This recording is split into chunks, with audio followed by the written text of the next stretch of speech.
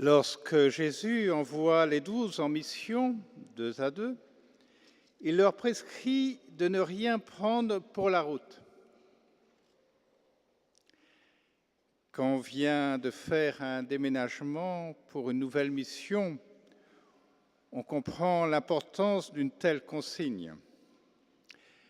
Que de choses encombrent et risquent d'entraver la marche pour aller de l'avant.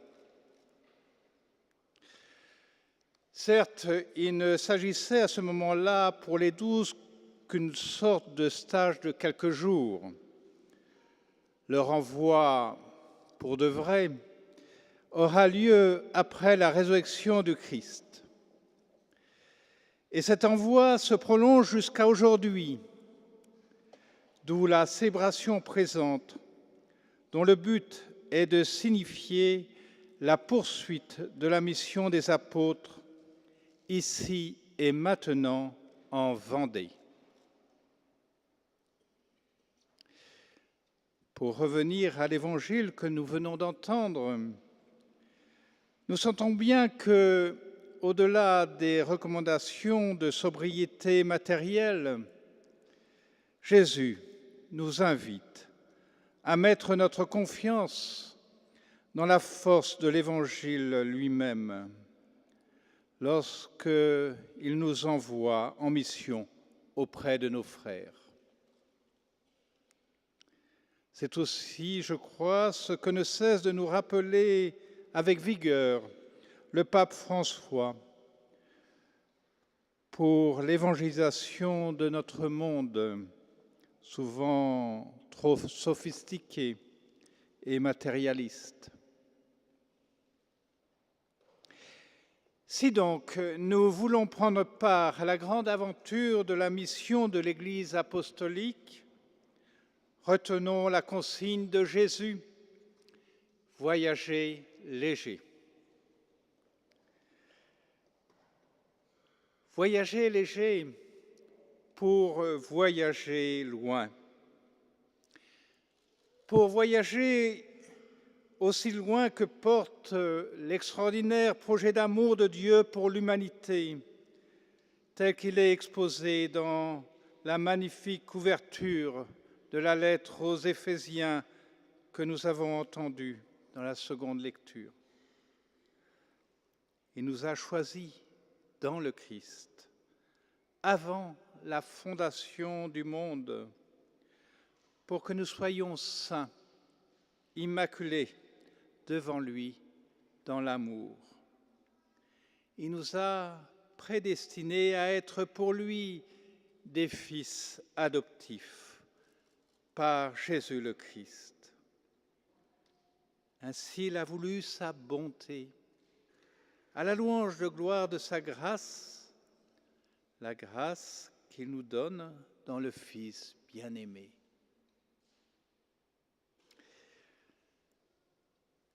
Dans mon premier message aux Vendéens, je disais « Je désire me mettre à votre service pour que nous avancions ensemble aujourd'hui sur ce chemin qui vient de plus loin que nous et qui nous conduit bien au-delà de notre horizon naturel, le chemin de l'Évangile.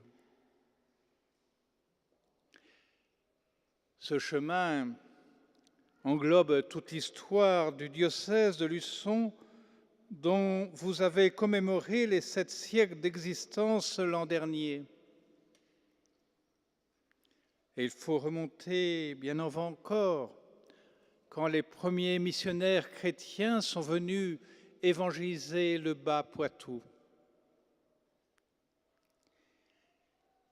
En fait, dans mon message, j'avais déjà dans le cœur la lettre aux Éphésiens. Ce chemin dont je parlais a donc son origine avant même la fondation du monde et se poursuit jusqu'au dernier jour pour mener les temps à leur plénitude, récapituler toutes choses dans le Christ. Avec les yeux de la foi, essayons d'entrer dans toute l'ampleur de ce projet d'amour de Dieu le Père de notre Seigneur Jésus-Christ, pour y prendre notre part avec la simplicité et le courage que nous recommande Jésus dans l'Évangile d'aujourd'hui.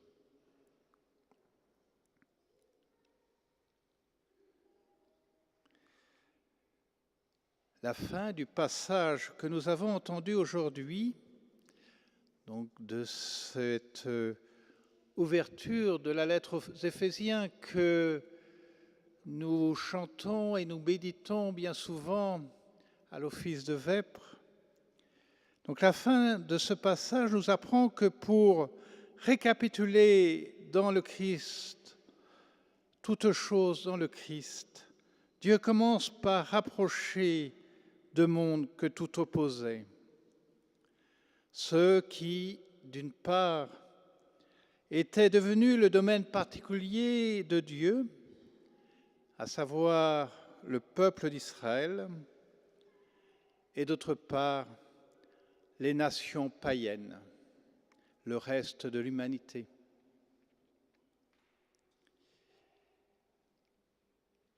En effet, hélas, lorsque la méfiance envers Dieu s'est insinuée dans l'esprit d'Adam et Ève et de toute l'humanité, la relation a été faussée non seulement avec Dieu, mais aussi entre les hommes. La violence de la rivalité jusqu'au fratricide a surgi dès la génération suivante, avec Caïn et Abel. Et de fait, une relation problématique, difficile avec les autres, mépris, jalousie, indifférence, violence, est souvent le symptôme d'une relation faussée avec Dieu.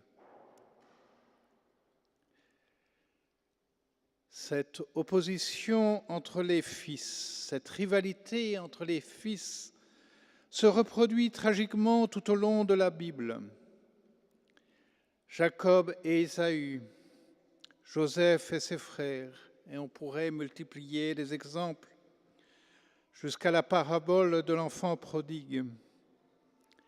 Un père avait deux fils. Dans un monde blessé par le péché, les problèmes commencent avec le chiffre 2.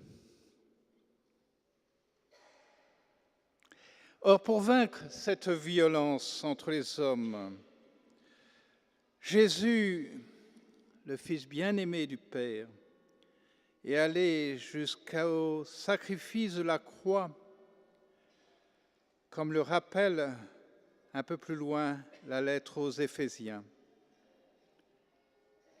C'est lui, le Christ, qui est notre paix. Des deux, le juif et le païen, il a fait une seule réalité. Par sa chair crucifiée, il a détruit ce qui les séparait, le mur de la haine.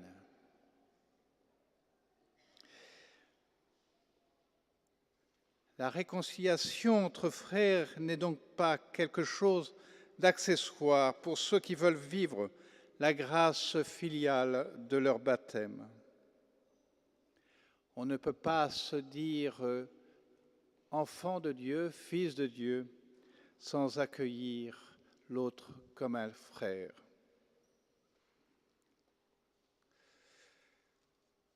Oui, cette réconciliation entre frères est vraiment au cœur de la rédemption qui s'accomplit dans le sacrifice du Christ, dans sa mort et sa résurrection.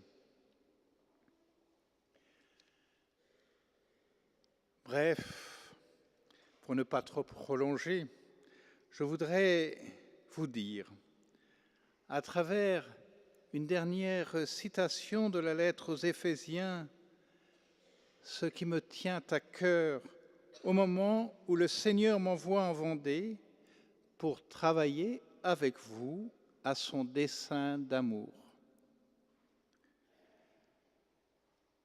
Et voici cette citation. En vivant dans la vérité de l'amour, nous grandirons pour nous élever en tout jusqu'à celui qui est la tête, le Christ. Et par lui, dans l'harmonie et la cohésion, tout le corps poursuit sa croissance grâce aux articulations qui le maintiennent selon l'énergie qui est à la mesure de chaque membre. Ainsi, le corps se construit dans l'amour.